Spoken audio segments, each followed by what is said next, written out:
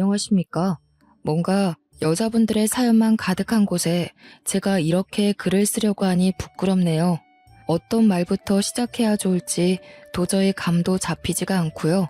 간단하게 저를 소개하자면 저는 경기도 외곽에서 주물 공장을 운영하는 아버지 밑에서 일을 배우고 있는 30대 후반 남자입니다. 생긴 게 멀끔하거나 잘생긴 게 아니라 그런지 연애도 사실 몇 번 못 해봤고 만났던 여자도 다 짧게 스쳐간 인연입니다. 용기 내서 고백을 해봐야 키도 작고 얼굴도 못생긴 남자랑 누가 만나주겠습니까? 늘 항상 차이기만 반복하니까 어느 날부턴가 여자를 만나야겠다는 생각조차 안 들더군요. 당연히 외로움에 시달려서 뭐 이것저것 안 해본 게 없습니다.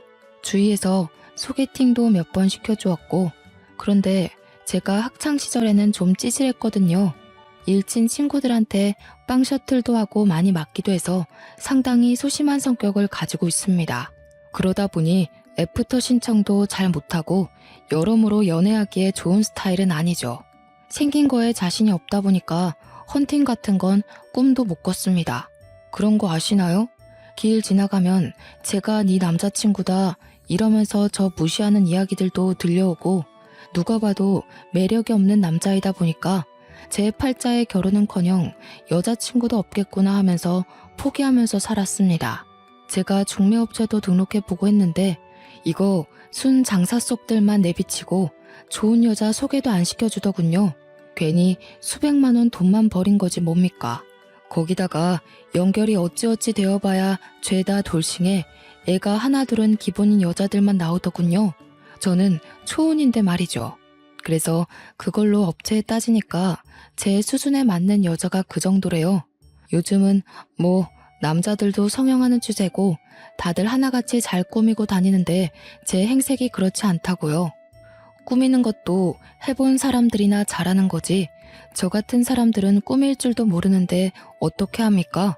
이러나 저러나 여자 한번 만나보겠다고 돈도 많이 썼지만 결국에는 제자리 걸음이죠. 동네가 좁고 한평생을 여기서 살다 보니까 옆집이건 뒷집이건 앞집이건 다 아는 사람들이거든요. 그러니 그 안에서 결혼하기도 참 쉽지 않았습니다. 이미 동네 여자애들은 죄다 결혼했거나 서울로 떠나버렸으니까요. 명절에 매번 듣던 잔소리도 어느 순간부터 들리지 않더군요. 친척들까지도 제가 결혼하지 못할 거라고 어느 순간부터 인정하기 시작한 것이었어요. 그게 참 은근 비참하고 쓸쓸하더라고요. 저는 아직 마음의 불씨가 조금은 남아있는데 주위에서 저를 포기해버리고 낙인 찍어버리니까 이도저도 안 되는 느낌이 들고요.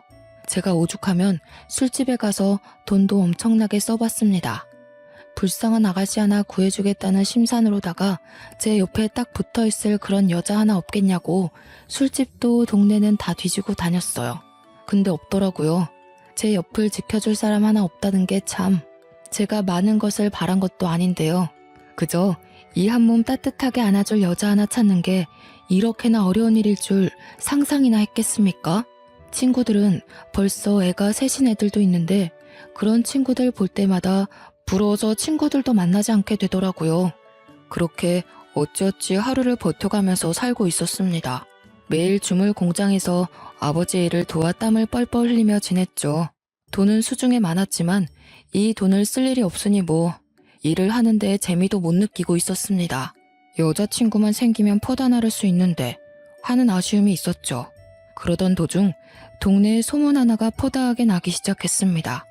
바로 학창시절 저를 괴롭혔던 일진 최강식이가 동네로 돌아왔다는 소문이었습니다. 강식이는 정말 힘도 세고 키도 컸던지라 동네에서 최강 포식자라고 불리우던 놈이었습니다. 저는 그 놈이랑 눈도 마주치지 못할 만큼 힘없는 초식 동물이나 다름없었죠. 강식이 그놈이 고등학교를 겨우 졸업하자마자 사업을 하겠다고 서울로 올라가서 근 17년을 동네에 내려오지 않았던 놈입니다. 여기가 경기도에 속해 있긴 하지만 외곽이라 거의 시골이나 다름없거든요. 한번 서울에 간 아이들은 절대로 돌아오고 싶어 하지 않는 동네란 말이죠. 동네가 좁고 소문이 빠르게 퍼지는 만큼 강식이가 서울에서 망하고 이 동네로 쫓겨오듯 이사를 왔다는 소문이 났습니다. 사업이 망해도 얼마나 망했으면 야반도주했다는 소문까지 들리더군요.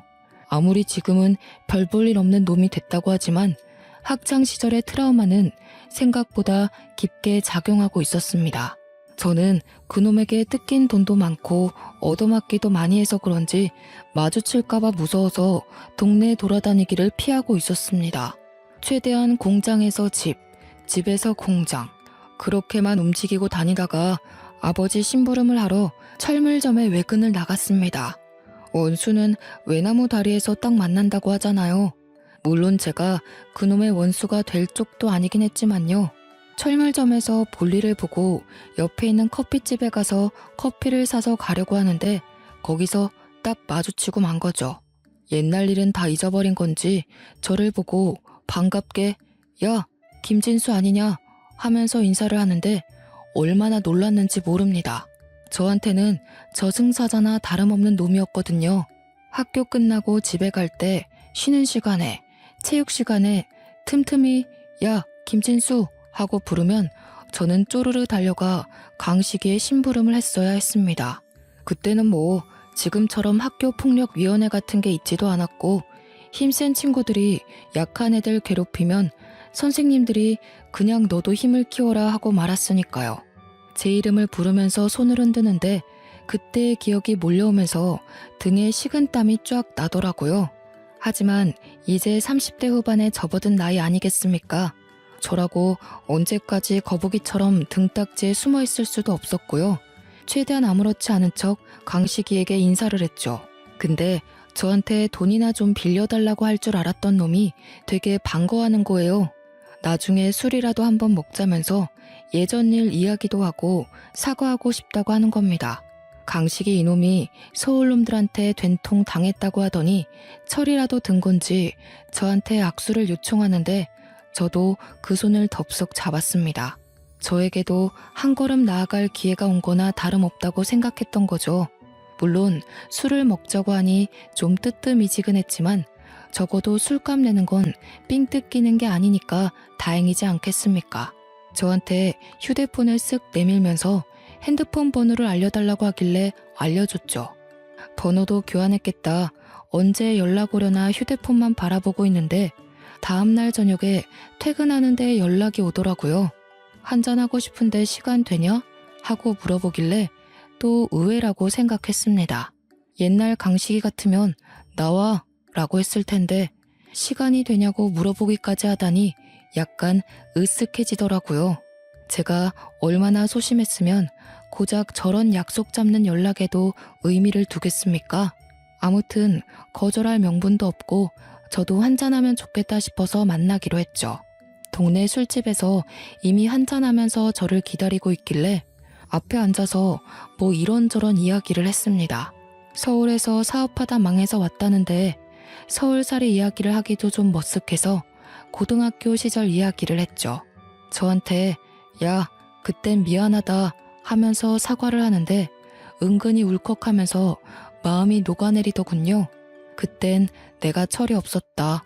그게 멋있어 보이는 줄 알고 약한 친구들을 괴롭혔었지 하면서 이야기를 하는데 표정이 영 안 좋아 보였습니다. 내가 하도 애들 괴롭히고 다녀서 벌 받나 보다. 서울에서 완전히 망했거든. 소식은 들었지? 하면서 대화를 이어나가더군요. 저는 뭐 강식이 심기를 거스르지 않고 싶어서 끄덕끄덕 거리면서 장단만 맞춰주었습니다. 한 1시간쯤 지났을까 강식이가 대뜸 자기 아는 동생이 이 근처에 와 있다고 연락을 주었는데 불러도 되냐고 묻더라고요. 저도 기분이 좋았던 상태라서 누군데? 하고 물어보니 서울에서 사업할 때 자기 밑에서 일했던 동생이라고 하더군요. 별 생각 없이 그냥 알겠다, 오라고 해라 했는데 한 30분 지나서 가게로 들어오는 사람이 남자인 줄 알았더니 여자인 겁니다. 근데 상당히 예쁘고 어려 보이는 여자였어요. 평소에 워낙 여자한테 면역력이 없었던 저 여기에 바싹 얼어 있었습니다. 그러자 강식이가 킬킬거리면서 저를 놀리더군요. 고등학교 시절에도 완전 쑥맥 찌질이었는데 아직도 그러고 있냐면서 편하게 해라 하는데 편해지나요? 그 여자애가 끽해봐야 20대 후반으로 보였는데 저를 보더니 바로 오빠야 오빠야 하면서 말을 편하게 하더군요. 그러면서 저한테 오빠 너무 귀엽다 하는데 강식이가 굳어있는 저를 보면서 뭐해 너 귀엽다잖아 번호라도 주고 받아라 하는 게 아니겠습니까? 제가 결혼정보업체에서 만난 여자들이나 주위에서 소개팅 시켜주었던 여자들과 비교했을 때 이렇게 어리고 이쁜 여자는 본 적이 없었거든요. 그래서 우물쭈물하고 있는데 그 여자애가 저한테 오빠 진짜 나 번호 알려주면 안 돼? 하고 훅 들어오더라고요. 알려달라는데 싫다고 할 수도 없고 물론 너무 예뻐서 부담스럽긴 했지만 제가 이런 자리 아니면 어디서 저런 여자를 보겠나 싶고요. 그래서 바로 번호를 알려주었습니다. 그러더니 자기가 원래는 서울에 사는데 여기 볼 일이 있어서 자주 온다고 만나면 밥이라도 한 끼 사달라고 하더군요. 남는 게 돈인데 제가 못 사줄 이유가 있겠습니까? 바로 알겠다고 했습니다. 이어진 술자리에서도 처음에 강식이 옆에 앉아 있다가 제 옆으로 와서 쫑알쫑알 말을 거는데 너무 예뻐서 눈이 부시더라고요. 사교성도 좋고 대화도 잘 이어나가고 저 같은 쑥맥에게도 관심을 가져준다는 게 너무나도 좋았습니다. 오죽하면 술자리를 파하고 집에 가는 길이 아쉬워 죽겠더라고요. 저한테 자기 이름이 이영미라고 소개한 그 여자가 자꾸 머릿속에 맴돌아서 밤잠을 설칠 지경이었습니다. 그런데 다음날 눈을 떠서 양치를 하고 있는데 영미한테 연락이 오는 게 아니겠습니까? 자기도 근처 찜질방에서 자고 일어났는데 배가 고프다면서 해장국 사줄 마음 없냐는 겁니다. 숙취 없어? 해장하러 갈래 오빠? 하고 연락이 오는데 가슴이 콩닥콩닥 하면서 이게 바로 핑크빛 연예인과 김칫국을 마시기도 하고요. 옆에 찰싹 달라붙어서 오빠 오빠 하는데 안 넘어갈 남자가 어디 있겠습니까? 그래서 바로 만나자고 했죠. 해장국도 먹고 커피까지 마신 다음에 버스 정류장까지 데려다 주었습니다. 집에 서울인데 버스 타고 지하철 타고 가려니 벌써 지친다고 하길래 저는 큰맘 먹고 택시 타고 가라고 15만 원을 쥐어주었습니다. 택시비 그 정도면 충분하지 하니까 많이도 준다고 제 어깨를 찰싹 때리는데 제 심장을 때리는 것 같은 기분이었어요. 호구라고 욕해도 뭐 어쩔 수 없죠. 그만큼 마음에 들었던 여자니까요. 택시가 와서 태워 보내는데 창문을 쓱 열더니 저한테 오빠, 나 오빠 만나러 또 와도 돼? 하고 묻는 겁니다. 그래서 당연히 된다고 언제든지 보러 오라고 나 할 일도 없고 여자도 없고 취미도 없다고 막 줄줄이 늘어났죠. 누가 봐도 관심이 있다고 대놓고 표현한 거나 마찬가지 아니겠습니까? 그러자 영미가 알겠다고 또 보러 오겠다고 하더군요.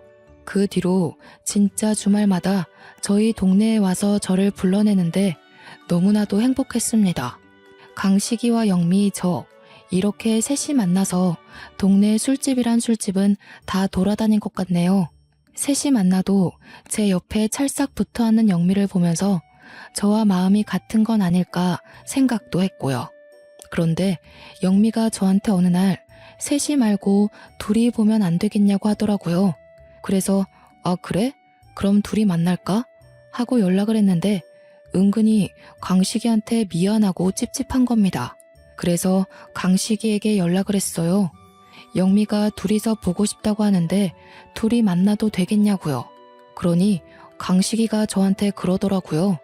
그걸 왜 자기 허락을 막고 앉아있냐고. 남자답게 데이트 신청하라고요. 강식이까지 저를 응원해주는 분위기라 저는 용기를 내었습니다. 영미에게 데이트 신청을 했고 영미는 좋다고 주말에 오겠다고 했습니다. 제가 차가 있거든요. 그래서 영미를 데리러 가기도 하고 서울 집까지 데려다 주기도 했습니다. 서울에서 데이트를 하기도 했고 영미와 단둘이 보내는 시간이 점점 길어지게 되었습니다. 서울에 밤늦은 시간에 내려다주고 집으로 올라가는 영미의 손을 탁 붙잡았는데 영미가 곤란해하더라고요. 자기는 집에 들어가서 자야 한대요. 부모님이랑 같이 산다면서요. 아쉽지만 밤에 들어가야 한다는 여자를 제가 어찌 붙잡을 수 있겠습니까? 만리장성이야 언제든지 싸울 수 있다는 생각에 영미를 그렇게 집으로 보내주었죠. 그렇게 한 3개월을 만나니 영미가 저한테 투정 아닌 투정을 부리더군요. 나 오빠 자주 만나고 싶은데 집이 서로 너무 멀어서 힘들다. 나 그냥 오빠네 동네에 원룸 월세라도 하나 얻을까? 하는 겁니다. 저야 완전 땡큐 아니겠습니까? 호시탐탐 외박할 기회만 노리고 있었는데 우리 동네에서 자취를 시작하면 너무 좋죠. 그래서 큰맘 먹고 제가 신축 오피스텔을 하나 얻어주었습니다. 동네 원룸들이 죄다 낡기도 했고 보안도 별로 좋지 않아서 신축에다가 평수도 좀 있는 오피스텔이라 비싸긴 했지만 얻어주었습니다. 방이 분리형 원룸으로 되어 있어서 영미가 지내기에 딱 안성맞춤이라고 생각했거든요. 제가 오피스텔을 얻어두었다고 하자 영미가 너무너무 좋아하는 겁니다. 저희 집이랑 걸어서 15분 거리기도 했고 예상치 못하게 집까지 얻어주니 오빠 정말 통 크다 하면서 좋아하더라고요. 이렇게 좋아할 줄 알았으면 진즉에 물어보고 하나 해주는 건데 하는 생각도 했죠. 다음 수순이야 당연히 뻔한 거 아니겠습니까? 정식으로 간보는 사이 말고 사귀는 사이가 되었고 강식이도 저희를 진심으로 축하해 주었습니다. 저한테 한턱 쏘라고 하길래 진짜 비싼 밥도 한 끼 대접했습니다. 저한테 은근히 결혼하게 되면 명품 정장이라도 하나 사줘야 하는 거 알지? 하고 이야기하길래 당연한 거 아니냐고 걱정 말라고 했죠. 결혼이라니 드디어 30대 후반에 10살이나 어린 여자 만나서 결혼까지 하는 건가? 제 행복회로가 엄청나게 돌아갔습니다. 그렇게 사귀는 사이가 되고 한 6개월쯤 흘렀을까요? 아무리 오피스텔에서 자주 본다고 해도 영미가 본가인 서울에 일주일에 3-4번은 가야 하니까 떨어져야 하는 날이 오잖아요. 그게 너무 아쉽고 서운하고 미치겠는 겁니다. 매일 봐도 보고 싶은 우리 영미를 어떻게 하면 좋을까 고민하다가 이럴 거면 아예 결혼을 하자는 생각이 들었습니다. 그래서 제가 결혼하자고 다짜고짜 프로포즈를 했어요. 당연히 준비 안 된 상태에서 말부터 나왔던 거라 영미가 당황해하고 싫어할지도 모른다고 생각했는데 영미가 울더라고요. 언제 이 말을 해줄지 기다리고만 있었다면서 당장 결혼하고 싶다고 저한테 이야기를 하는 겁니다. 저는 영미가 울자 심장이 조여드는 기분이 들었어요. 나에게도 이렇게 나를 기다려주고 사랑해주는 여자가 생겼구나. 너무 행복하다 생각했죠. 저는 프로포즈도 받아들였겠다. 처가에 인사를 하러 가겠다고 이야기를 했습니다. 근데 영미가 상당히 곤란해하는 표정을 지으면서 사실 말을 못한 게 있다는 거예요. 그래서 뭐냐, 화내지 않을 테니 지금이라도 말해달라 했더니 사실 자기가 부모님이 없대요. 그래서 저는 너무 놀라서 그동안 부모님 때문에 서울집에 가야 한다고 했던 거 아니냐, 서울집은 뭐냐고 천천히 물어보았습니다. 혹시나 영미가 결혼 못하겠다고 할까봐 화도 내지 않고 침착하게 달래면서 물어봤어요. 그러니 영미가 그러더라고요. 사실은 부모님이 일찍 돌아가셔서 이모네 집에서 눈칫밥 먹으면서 살고 있다고요. 갑자기 마음 한구석이 너무너무 아파오면서도 의문이 들더군요. 그럼 오피스텔에서 쭉 지내지 뭐하러 이모 집에 눈칫밥 먹으러 갔었냐고 했습니다. 그러자 영미가 급격하게 풀이 팍 죽으면서 이모네 집이 워낙 엄격해서 그럴 수 없었다고 했습니다. 그러면서 지금 만나는 사람이 있는 것도 모르고 어차피 결혼식 한다고 해봐야 혼주석에 앉아줄 것도 아니라면서 인사하지 말자고 하더군요. 그때는 그게 이상한 거라는 생각을 전혀 못했습니다.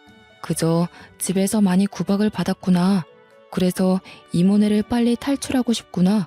어떻게든 인연을 끊고 싶구나 하는 생각만 한 거죠. 아무튼 영미에 대한 사정을 다 알게 된 이후에 저희 집으로 인사를 하러 갔습니다. 저도 어머니를 어린 시절에 일찍 여의었기 때문에 아버지와 둘이 살고 있어서 큰 부담 갖지 말라고 했습니다. 영미에게 너스레를 떨기 위해 시집살이 시킬 시어머니 없으니 얼마나 좋냐고 묻기까지 했죠. 영미는 자기 긴장 하나도 안 했다면서 하루빨리 인사드리고 같이 살 집이나 보러 갔으면 좋겠다고 했습니다. 오피스텔은 둘이 살기 너무 좁아서 제가 아파트를 매매하려고 했거든요. 우리 집에 인사를 드리러 갔는데 아버지께서 전날까지도 진짜 엄청 기대를 하셨거든요. 제가 여자를, 그것도 결혼할 여자를 소개시켜드리겠다 하니까 눈물까지 글썽이면서 사실 자기는 완전히 포기하고 있었다고. 하나뿐인 우리 아들이 평생 혼자 늙어 죽을까 걱정했는데 마흔을 앞두고 결혼할 여자를 데리고 온다고 하니 너무 기쁘다고 했어요. 엄청나게 기대하시는 게 눈에 보여서 우리 영미를 보면 껌뻑 죽으시겠다 했는데 영미가 인사를 드리러 딱 들어갔는데 아버지 표정이 약간 오묘했어요. 분명 아침까지도 귀한 손님 잘 모시고 와라 하면서 엄청 기대하고 계신다고 이야기를 했는데 막상 영미를 보시는 순간 고개를 갸우뚱하시면서 그냥 쩝 하고 마시는 겁니다. 그날 밥 먹는 내내 아버지는 뚱하게 별 말씀도 없으시고 영미 혼자서 아버님 하면서 이야기를 했죠. 저는 그런 아버지께 실망을 했습니다. 무려 제가 결혼하고 싶다는 여자를 데리고 왔는데 그렇게 아무 반응도 없으시고 있으니 우리 영미는 얼마나 눈치를 받겠어요. 아버지 아들인 저도 눈치를 보고 있었는데 우리 영미가 속으로 한 대 받지 못하고 있는 건 아닐까 하고 상심하고 있다 생각하니 얼마나 속이 상하던지. 저는 영미를 오피스텔까지 데려다주고 집으로 돌아와서 아버지께 조금 화를 냈습니다. 어떻게 제가 결혼하겠다고 데려온 여자한테 그런 반응을 하실 수가 있어요? 저 너무 서운합니다 하면서 이야기를 하니 아버지께서 저를 흘겨보시는 겁니다. 그러면서 어디서 만났냐? 술집에서 만난 여자냐? 하고 물어보는데 심장이 턱 멎은 듯 했어요. 어떻게 예비 며느리한테 그런 말을 하실 수 있냐고. 술집에서 만난 여자 아니라고 했죠. 물론 첫 소개는 술집에서 이뤄지긴 했지만 아버지가 말한 의미가 그 말이 아니잖아요. 그래서 강식이 소개로 만난 여자고 번듯하게 서울에서 직장 생활도 하던 사람이라고 대꾸했습니다. 아버지는 강식이가 누군지 한참 생각하시더니 저한테 어휴 속도 없는 새끼라면서 강식이가 소개해준 여자가 멀쩡하겠냐고 하더군요. 저는 아버지가 그렇게 편협한 생각을 가지며 사시는 분인지 몰랐습니다. 너는 참 보는 눈이 쥐똥만큼도 없다. 착하긴 뭐가 착한 애야? 딱 보니까 술집에서 굴러먹던 여자 같던데. 처음 보자마자 살가운 척하면서 아버님, 오빠 하는데 수상하더라. 저런 애랑 진짜로 결혼하겠다고? 저는 아버지가 저런 이야기를 하시는 게 정말 이해가 안 가고 너무나도 서운했습니다. 당연히 좋아하실 줄 알았는데 반대를 하시니까 당황스럽기까지 했고요. 저한테 아주 난리다 난리야 하는데 정말 어떻게 갈피를 잡아야 할지 모르겠더라고요. 하지만 제 인생의 영미가 아니면 두 번 다신 여자를 만날 수 없을 것 같다는 느낌이 들었고 우리 불쌍한 영미의 울타리가 되어주어야겠다고 생각했어요. 그래서 저는 아버지께 그냥 원래의 마음대로 결혼하겠다고 했습니다. 아버지가 그 말씀하신 거 후회하게 해드리겠다고 우리 영미가 얼마나 착하고 참한 아이인지 아버지께 보여드리겠다고 했죠. 제가 또 고집이 똥꼬집이라 아버지께서도 더는 별말 안 하셨습니다. 속으로는 내심 알고 계셨을 거라 생각합니다. 제가 영미 아니면 여자를 더는 못 만날 것 같다는 걸요. 이왕 결혼하겠다고 불도저처럼 밀어버린 거 저도 오피스텔로 들어가 같이 부대끼며 살아볼까 했습니다. 아버지께서 반대하신 이유로 약간 껄끄러워서 피하고 싶은 마음도 있었거든요. 근데 영미가 또 그건 싫다고 하더라고요. 아직까지는 방구도 트고 싶지 않고 화장실 가는 소리도 들려주고 싶지 않다고요. 벌써부터 신비로움이 떨어지면 일찍 정 떨어지는 거 아니냐고 죽어도 싫다고 하길래 서운했지만 알겠다고 했습니다. 저한테 끝까지 예쁜 모습만 보여주고 싶다고 하는데 싫어할 남자가 어디 있겠나요? 영미와 저는 분주하게 보냈습니다. 틈틈이 연락 오는 강식에게도 결혼을 준비하고 있는 과정도 다 말해주고요. 식장도 잡고 옆 동네에 유명하다는 스튜디오에서 결혼식 사진까지 다 찍었고요. 메이크업 준비까지 완벽하게 했죠.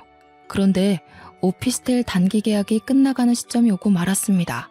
계약 자체를 1년으로 단기로 잡기도 했고 제가 영미와 만난 지 벌써 1년이 다 되어가는 시점이라니 감회가 새롭더군요. 계약을 연장할 거냐고 묻는데 결혼식이 코앞이고 집을 어차피 구하려고 마음먹었으니 비우겠다고 했습니다. 저는 큰맘 먹고 아파트 전세 계약을 했습니다. 원래는 매매를 하려고 했지만 예상치 못하게 아버지께서 은근 반대를 하고 나서시는 바람에 돈이 모자라서 전세를 얻게 되었죠. 이 근방에 워낙 매매가가 저렴하긴 했지만 그래도 대출을 받아서 허덕이고 싶은 마음은 없어서 그동안 모아두었던 적금을 깨부셨습니다. 그러고 나니 전세 가격 정도는 너끈히 해결할 수 있는 돈이 생기더라고요. 영미에게도 계약한 집을 보여주니 눈물을 흘리더군요. 이렇게 큰 아파트에서 살게 될 줄 꿈에도 몰랐다고 하면서 평생 소원이 아파트에 사는 것이었대요. 우리 영미 꿈이 참 소박하기도 하지. 고작 아파트에서 사는 게 꿈이라뇨. 우리 신혼집을 한바탕 자랑하고 난 다음 영미의 짐을 그쪽으로 옮기라고 전해주었습니다. 당연히 너무 좋다고 난리난 와중에 저한테 집 명의는 누구 명의로 했냐고 슬쩍 물어보더군요.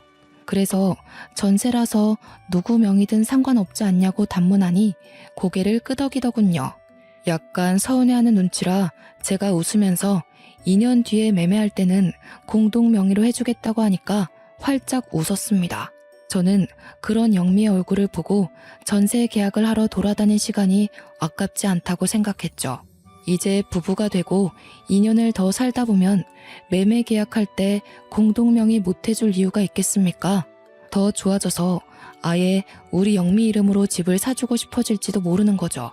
영미는 저한테 2년 뒤에 집을 살 수 있는 거냐고 물었고 저는 전세 계약이 끝나면 돈이 어느 정도 모아질 거고 그럼 가능할 거라고 했습니다. 이모네 집에서 눈칫밥을 먹으며 살았던 기억이 있어서 그런 건지 자기 집에 대한 욕심을 좀 부리더군요. 저한테 찝찝거리는데 너무 마음이 아팠습니다. 그 뒤로 영미와 저는 오피스텔에서 작은 짐부터 하나둘 옮기기 시작했습니다. 영미가 혼자서도 충분히 할 수 있다고 했지만 곱디고 온 우리 신부 손을 힘들게 해서야 되겠습니까? 제가 열심히 영미와 함께 짐을 날랐고 큰 짐만 남겨두고 있었던 상황이었습니다. 큰 짐은 제가 천천히 옮겨주겠다고 했더니 영미가 자기가 옮겨도 된다고 하더라고요. 작은 용달차 하나 불러서 옮기면 된다고 하길래 일단 알겠다고 했죠. 제가 아버지 주물 공장에서 일을 하고 있지 않겠습니까? 주물 공장에서 주물틀을 만들면 그걸 전국 각지로 보내는데 그때 저희가 용달차를 이용합니다.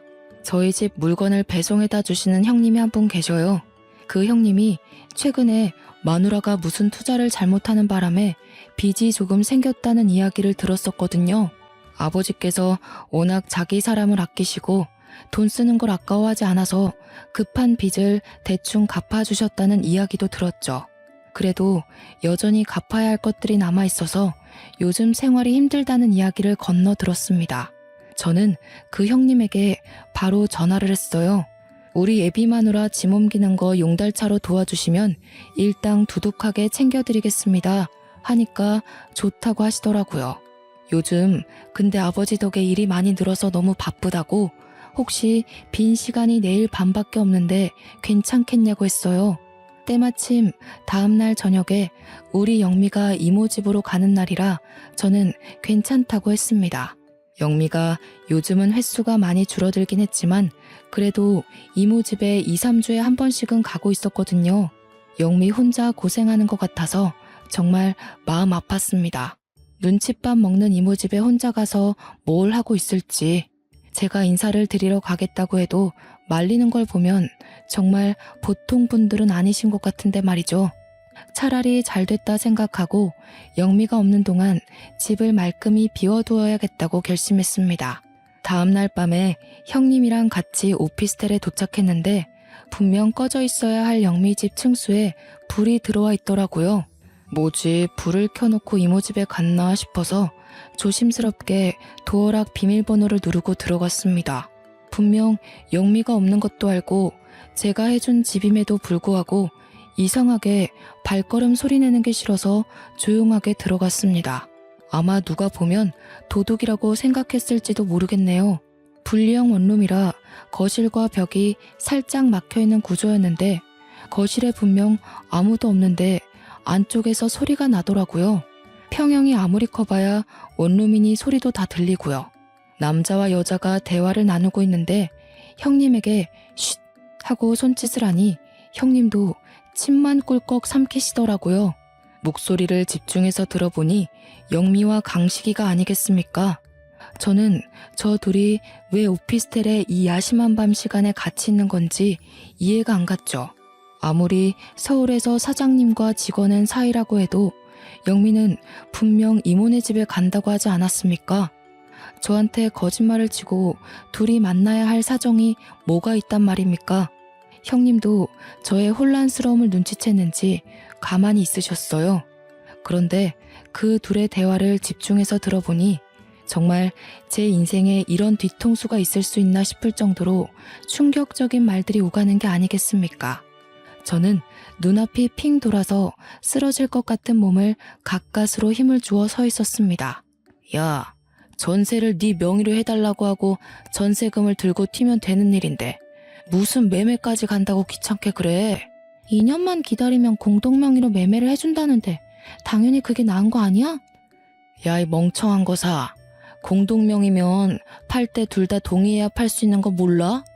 너 혼자서 꿀꺽이 안 된다고. 지금 전세 얻은 그 집도 이 동네에서 제일 비싼 집이야. 알아? 평수가 크긴 크더라. 얼마짜리 집인데? 4억짜리 집이라고. 4억. 그러니까 전세금을 빼서 들고 튀면 된다니까. 4억이면 우리 빚 다 갚지. 아니 오빠는 그걸 왜 지금 말해? 혼인신고하자는 소리는 안 하지? 그거 하자고 하면 큰일인데. 아직 등본 같은 것도 안 떼본 거 확실하지? 그거 떼봤으면 나한테 공동명의 이야기나 했겠어? 결혼식 끝나고 혼인신고 바로 하자고 하면 그때가 문제지. 어떡하지? 이미 오빠랑 혼인신고 되어 있잖아. 우리가 일단 이혼을 할까? 우리 이혼하면 위장 이혼으로 바로 걸려 들어간다고 변호사가 말한 거 못 들었어? 안 그래도 지금 빚 독촉 엄청 오고 있는데. 아씨, 대가리 아파 진짜. 이걸 어떻게 미루지? 호적이 뭐 잘못됐다고 못하나? 아, 그니까 이 멍청한 년아. 전세금 빼서 바로 톡 꼈으면 이런 복잡한 일도 없고 빚 갚고 좋았잖아. 그 이야기를 듣고 있던 저는 정말 손을 벌벌 떨었습니다. 제 다리에 힘이 쭉 빠지는 기분에 분노는 머리끝까지 차오르고 말았죠. 그러니까 영미와 강식이는 이미 부부였고 제가 돈이 있다는 이야기를 듣고는 저한테 사기를 치려고 아예 작정하고 달려든 것이었어요. 애초에 강식이가 저한테 영미를 소개시켜준 이유도 돈을 뜯어가려고 한 것이었던 거죠. 그것도 모르고 저는 강식이한테 좋은 인연 시켜주어서 고맙다고, 강식이가 저한테 예전 일을 사과했던 것도 모조리 다 거짓말이었겠죠. 뜨거운 눈물이 앞을 가리는 듯한 기분이었습니다. 그런데 형님이 저를 탁 잡더니 쉿 하면서 휴대폰 화면을 보여주는데 우리 형님이 녹음을 뜨고 계셨더라고요. 저는 아예 꿈에도 생각 못하고 있었는데 말이죠. 형님이 녹음 화면을 딱 닫더니 일단 나가자는 눈짓을 하셔서 조용히 나왔습니다. 밖에 나와서 형님 차에 타서 숨을 쉬는데 과호흡이 오는 것 같고 눈물이 막 터져 나오는 겁니다. 형님이 제가 아이처럼 엉엉 우는 모습을 보더니 저 연놈들한테 복수를 하자고 그냥 두면 안 된다고 하시더라고요. 이미 결혼식은 코앞이고 저는 멍청하게 당하게 생겼는데 무슨 복수를 더 합니까 하니까 좋은 생각 있다고 하시더군요. 형님은 저에게 녹음 파일을 전송해 주시고는 청첩장을 언제 돌리기로 했냐고 물어보시는 겁니다. 그래서 오늘 청첩장이 나왔고 내일부터 돌리려고 했다고 하니 개개인으로 돌리지 말고 한 대 모아서 청첩장을 돌리라는 겁니다. 결혼식을 할지 말지도 정하지 못한 와중에 청첩장을 왜 돌리냐고 하니까 머리가 그렇게 안 돌아가냐고 하더라고요. 사람들을 청첩장 준다고 죄다 불러 모은 뒤에 녹음 파일을 풀고 동네방네 소문을 내자는 겁니다. 천하의 강식이가 이런 식으로 동창들 등쳐먹고 다닌다고 뿌리고 다니자고요. 그래서 저는 형님과 함께 계획을 짰습니다. 약혼식처럼 간략하게 청첩장 돌리는 자리를 마련했고 동네 사람들은 물론이고 동네 사람들의 사돈의 팔촌까지 모두 불러 모았습니다. 영미에게도 강식이에게도 약혼식 같은 자리로 영미에게 추억을 만들어주려고 하는 거니까 부담 없이 오라고 했고요. 강식이에게는 네가 말했던 명품 정장 줄 테니 꼭 와달라고 했죠. 당연히 아무것도 모르는 동네 사람들은 잔치가 열렸다고 좋아서 오시고 아들이 망했다는 소문에 한동안 집 밖을 나서지 않던 강식이네 부모님까지 모조리 오셨습니다. 사람들은 강식이에게 네가 우리 동네 노총각 결혼 주선했다며 아주 장하다 하면서 한마디씩 하셨어요. 영미는 저한테 드레스 같은 원피스를 입고 나타나서 예물 반지는 언제 주냐며 자기가 원하는 1캐럿 다이아 반지로 준비한 거 맞냐고 물어보더라고요. 저는 좋은 거 줄 테니까 조금만 기다리라고 했죠. 동네 사람들이 득식을하게 모여들었고 다들 축하의 말을 전해주고 있는데 제가 마이크를 들고 이야기를 시작했습니다. 동네 사람들 모두 이렇게 모여주셔서 감사합니다. 근데 이 자리를 결혼식 청첩장을 돌리려는 자리가 아니라 뱀 같은 두 연놈들의 추악한 실태를 까발리는 자리입니다. 제 말이 끝나기 무섭게 마을회관 전체 스피커를 통해서 마을 곳곳에 녹음 파일 음성이 뿌려지기 시작했어요. 형님이 미리 이장님한테 양해를 구해서 마을 전체를 울리는 방송 허락을 받아둔 것이었습니다. 동네방네에 영미와 강식이의 그날의 대화가 울려 퍼지고 두 사람은 얼굴이 사색이 되었죠. 아무것도 모르는 동네 사람들은 이게 누구 목소리야? 무슨 내용이야? 저게 다 뭐야? 하면서 난리가 났습니다. 그래서 저는 다시 마이크를 들고 모든 전말을 이야기하기 시작했습니다. 저도 얼마 전에 알았습니다. 최강식과 저의 결혼하려던 이영미가 사실은 부부였다 이 말입니다. 제가 가진 돈이 탐이 나서 둘이 짜고 이 일을 벌인 겁니다. 제가 얻은 아파트 전세금을 들고 튀려고요. 동네 사람들은 난리가 났죠. 미친 거 아니냐, 그 연놈들 어디에 있냐, 막 소란이 시작되고 영미는 저를 보면서 벌벌 떨고 있었습니다. 강식이도 지 부모 옆에서 얼굴이 새파랗게 질렸는데 마을 사람 중 누가 강식이 부모님을 발견한 것입니다. 강식이네가 동네에서 슈퍼를 좀 크게 운영하고 있었거든요. 사람들이 모두 손가락질하면서 이제 강식 슈퍼에 가면 안 되겠다고, 사람을 어떻게 이렇게 등쳐먹을 수 있냐고 비난을 퍼부었습니다. 동네 토박이가 하는 슈퍼라서 물건이 썩어 빠져도 우리로 팔아줬는데 더는 가지 말고 대형마트 가자면서 다들 손가락질했어요.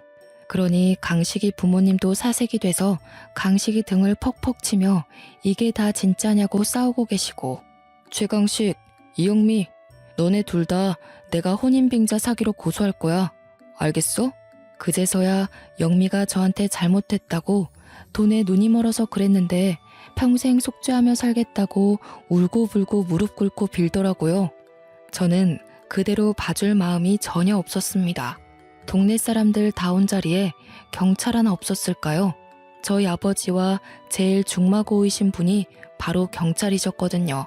제가 사기로 고소한다고 하니 경찰서로 가자면서 동네 사람들이 정말 돌을 던지려는 와중에 강식이와 영미를 데리고 경찰차에 태우셨습니다. 경찰서에 도착해서 조사를 하는데 글쎄 이 두 연놈이 서울에서 빚진 게 한두 건이 아니더라고요.